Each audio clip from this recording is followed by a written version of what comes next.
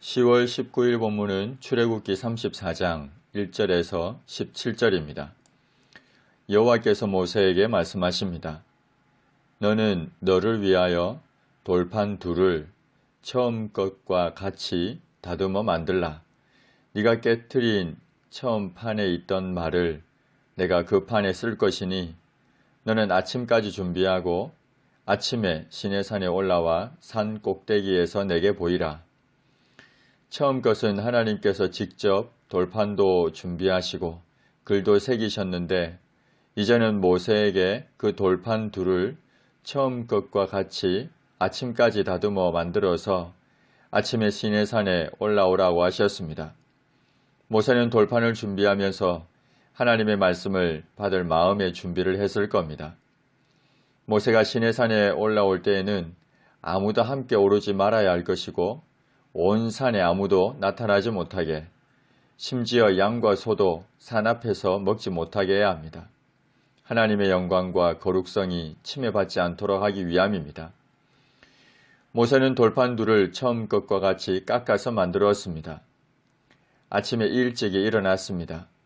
그 두 돌판을 손에 들고 여호와의 명령대로 시내산에 올라갔습니다. 그러자 여호와께서 구름 가운데서 강림하사 그와 함께 거기 서서 여호와의 이름을 선포하십니다. 여호와께서 모세의 앞으로 지나시며 선포하시되 여호와라 여호와라. 하나님은 처음 모세를 부르실 때 나는 스스로 있는 자니라고 자신을 계시하시면서 그 이름을 여호와로 알려주셨습니다. 하나님은 바로 여호와 하나님이심을, 곧 언약을 맺으시고 그 언약을 반드시 지키시는 분이심을 모세에게 알려주셨습니다. 하나님은 자비롭고 은혜롭고 노하기를 더디하고 인자와 진실이 많은 하나님이라 인자를 천대까지 베풀며 악과 과실과 죄를 용서하리라고 하셨습니다. 인자를 중단하지 않고 계속 베풀어 주시겠다고 하셨습니다. 악과 과실과 죄를 용서할 것이라 하셨습니다. 그러나 벌을 면제하지는 아니하고 아버지의 악행을 자손 3, 4대까지 보응하리라고 하셨습니다. 곧 공의로운 분이어서 죄에 대한 책임을 물으실 것이라 하신 겁니다. 하나님의 이 말씀은 회개를 바탕으로 긍휼을 베풀어 주시겠다는 의미입니다. 모세가 급히 땅에 엎드려 경배하며 주여 내가 주께 은총을 입었거든 원하건대 주는 우리와 동행하옵소서. 이는 목이 뻣뻣한 백성이니이다. 우리의 악과 죄를 사하시고 우리를 죄의 기업으로 삼으소서라며 간구했습니다. 기업으로 삼아 달라는 것은 출애굽기 19장 5절에 있는 말씀과 같이 곧 소유로 삼아 달라는 것입니다. 여호와께서 말씀하십니다. 보라 내가 언약을 세우나니 곧 내가 아직 온 땅 아무 국민에게도 행하지 아니한 이적을 너희 전체 백성 앞에 행할 것이라. 네가 머무는 나라 백성이 다 여호와의 행하심을 보리니 내가 너를 위하여 행할 일이 두려운 것임이니라. 하나님은 금송아지 우상 숭배 사건으로 파기된 언약을 갱신하겠다고 하십니다. 그러면서 하나님께서 동행하실 것이고 그로 인해 나타나는 놀라운 이적들을 전체 백성들이 보게 될 것이라 하셨습니다.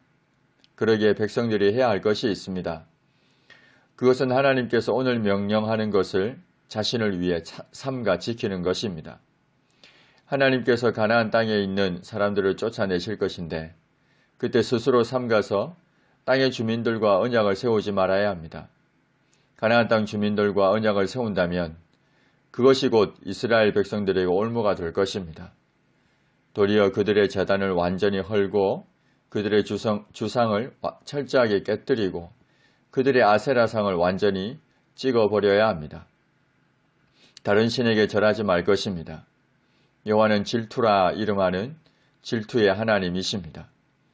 여기서 질투는 사악한 마음에서 비롯되는 인간적인 질투가 아닙니다. 우상 숭배자에 대한 하나님의 정당하고 거룩한 분노를 의인화한 것입니다.